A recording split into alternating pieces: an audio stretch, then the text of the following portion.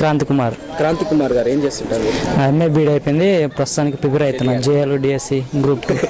మన ఎంతమంది పీజీ చదువుతున్నారు? ఇక్కడ దాదాపు ఒక 20 మెంబర్స్ ఉంటారు. అయిపోయిన వాళ్ళు కూడా అయిపోయిన వాళ్ళు ఎంతమంది ఉంటారు?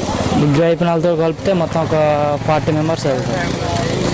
ఏంది ఇప్పుడున్న పరిస్థితులు ఎట్లా ఉన్నాయి? యూత్ ఏముంది ఇప్పుడు జాబ్లు వేస్తాడు. తెలంగాణ వచ్చి 1 year దాటింది కానీ ఇంకేం జాబ్లు ఎలాంటి నోటిఫికేషన్ కూడా ఇవ్వలేదు ఇంతవరకు.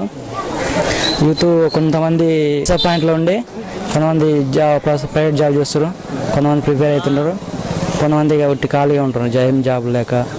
ఇంకా ఇంట్లో ఆర్థిక పరిస్థితి వల్ల కూడా వాళ్ళు చదవలేకపోతున్నారు, కోచింగ్ తీసుకోలేకపోతున్నారు.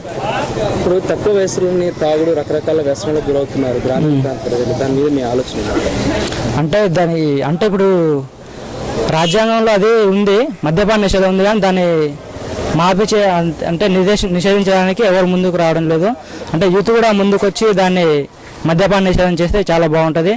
అన్నగా ఎవరి పనులు వాళ్ళు చేసుకుంటారు. అది మత్తులో పడి చాలా యూత్ కూడా ఖరాబ్ అవుతున్నారు, స్టడీ కూడా చాలా ఇబ్బంది అవుతుంది. ప్రభుత్వం ఎటువంటి నిర్ణయం తీసుకుంటే బాగుంటుంది?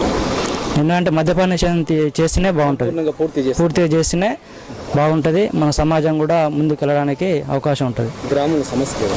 గ్రామంలో సమస్యలు అంటే వాటరు, ఫ్లోరిన్ వాటర్ కూడా ఉంది ఇక్కడ. అదేవిధంగా ఇది మురికి వాడలు ఉన్నాయి. అలాంటి మోరీలు శాంక్షన్ చేసి అది లైట్లు, అదేవిధంగా లైట్లు కూడా లేవు. అవి వాటర్ అయితే చాలా ఇబ్బంది ఉంది. ఫ్లోరిన్ మెయిన్ వాటర్ ప్రాబ్లం ఉంది. అందులో ఫ్లోరిన్ కూడా చాలా ఎక్కువ ఉంది. దానివల్ల చాలా మంది అనారోగ్యాల కారణం గురవుతారు. గ్రామాలు అభివృద్ధి చెంది మార్పు చెందాలంటే ప్రభుత్వం ఎటువంటి ఆలోచనలు నిర్ణయాలు తీసుకోవాలి?